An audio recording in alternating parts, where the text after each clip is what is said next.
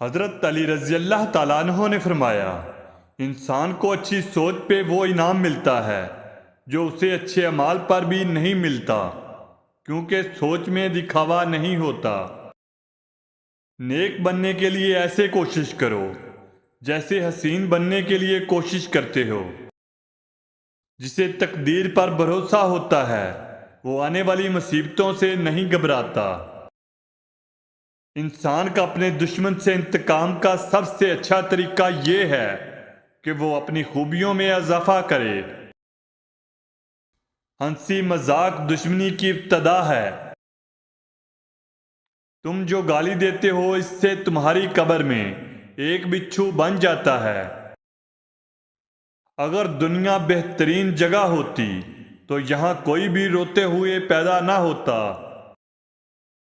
گناہوں کا ترک کرنا توبہ کرنے سے زیادہ بہتر ہے۔ کامیابی حوصلوں سے ملتی ہے، حوصلے دوستوں سے ملتے ہیں، دوست مقدروں سے ملتے ہیں، اور مقدر انسان خود بناتا ہے۔ بے شک دنیا کی مثال ایسی ہے جیسے ایک شخص کی دو بیویاں ہوں، ایک کو راضی کرتا ہے تو دوسری روٹھ جاتی ہے۔ جہاں آپ کی عزت نہ ہو وہاں ہرگز مت جاؤ، چاہے وہاں کھانا آپ کو سونے کی پلیٹ میں ہی کیوں نہ دیا جائے۔ پریشانی حالات سے نہیں خیالات سے پیدا ہوتی ہے۔ اگر انسان نے برا وقت نہیں دیکھا تو اسے پھر برے حالات کے لیے تیار رہنا چاہیے، کیونکہ برا وقت کبھی بتا کر نہیں آتا لیکن سب کچھ بہا کر لے جاتا ہے۔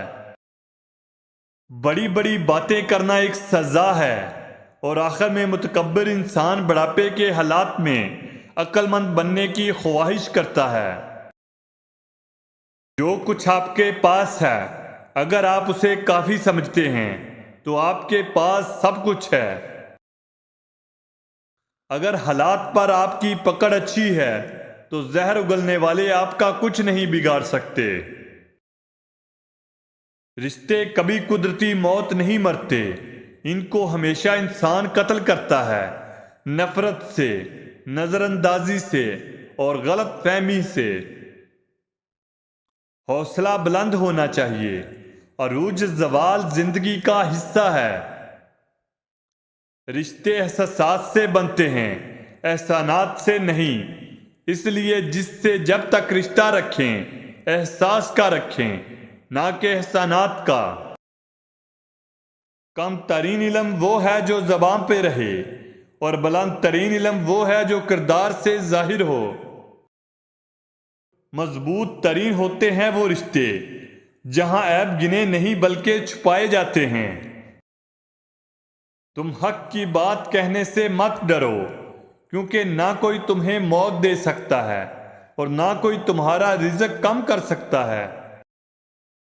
اگر معاشرہ جنگل بن جائے تو اس کا یہ مطلب نہیں کہ آپ جانور بن جائیں۔